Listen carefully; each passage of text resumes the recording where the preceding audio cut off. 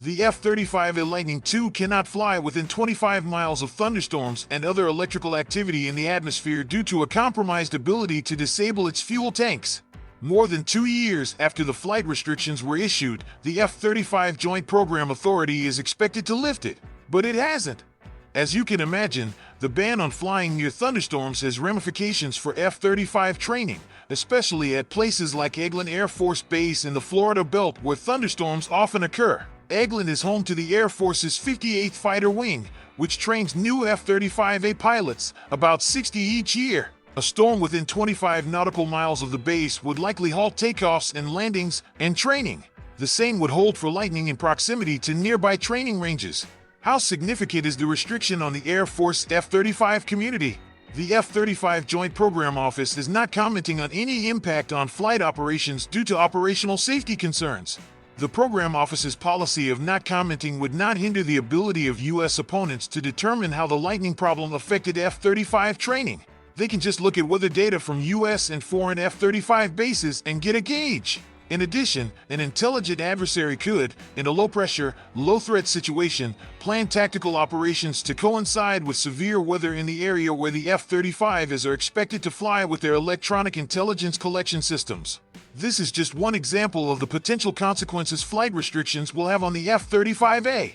Additionally, a smart adversary, in a low-tension, low-threat situation, could plan tactical activities to coincide with bad weather in the area where the F-35s are more likely to be flying, using their electronic intelligence systems to gather data.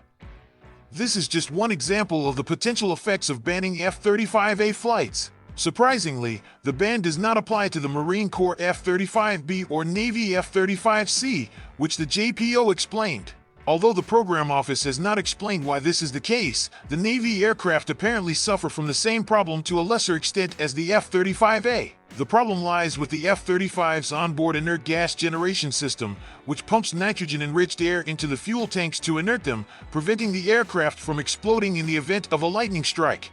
It is clear that the pipes and fittings in the F-35's fuel tank that supply the nitrogen mixture have stopped working effectively over time due to vibration and possible changes in temperature and pressure over time. In 2020, maintenance workers at the Ogden Logistics Complex at Hill Air Force Base, Utah discovered damage to the onboard inert gas generating system during depot maintenance on an F-35A. Subsequent inspection revealed that 14 of the 24 F-35s inspected had damaged tubes. This led to a halt in F-35 deliveries for 2 weeks while a decision was made as to whether the problem was a manufacturing defect. This was found not to be the case and deliveries resumed, but the JPO issued the flight restriction. Meanwhile, the Department of Defense and Lockheed agreed to fix the onboard inert gas generating system. Lockheed's former vice president of F-35 production, Darren Sekiguchi, said the fix involved strengthening a lot of the brackets associated with those tubes for onboard inert gas generating system. The change, which Lockheed and the Air Force initiated in 2021, will allow the piping in the fuel tank to be more securely fixed in place and avoid vibrational movements. In February 2022, the Air Force Times reported that the onboard inert gas generating system upgrade would allow the F-35A to fly near the Lightning without restrictions in midsummer. However, no such lifting of the ban occurs, and the JPO refused to explain why, despite the fixes, the ban on flying near Lightning remains. The office's reluctance to explain is remarkable, especially when Chief Olay explained that the F-35B and C variants have some of the same onboard inert gas generating system issues as the F-35A, but have been able to reduce the effects of the operation.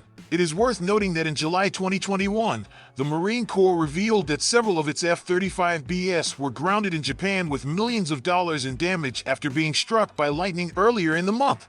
It's unclear how onboard inert gas generating system differs in design and function in the B and C models of the F-35. A blog post by Parker Aerospace, who designed and built the onboard inert gas generating system for the F-35, may help. Discussing system development, the blog notes that each variant of the F-35 has different performance requirements that drive different fuel architectures and inerting systems. Parker was able to utilize common hardware between all 3 aircraft variants even though the system architectures were unique. The fact that USAF F-35s cannot operate near Lightning may result from the specific architecture of the onboard inert gas generating system. However, it may also indicate that there's another problem that may or may not be related to onboard inert gas generating system. The approach lighting limitations for F-35 is flying by U.S. allies from Europe via Israel to Australia have not been disclosed, but logic suggests that their aircraft have the same problem. The JPO did not offer a specific plan or timeline for returning the F-35A to full service. The agency said only that flash restrictions will be lifted when all safety issues are resolved or reduced to an acceptable level. The JPO said all F-35s will receive the onboard inert gas generating system hardware upgrade by 2025. The software update, which notifies the pilot when the onboard inert gas generating system is compromised, is expected to go live in August 2022. Given the timing of hardware upgrades, it looks like for a few more years at least, U.S. Air Force's Lightning will have to scurry if there's lightning around.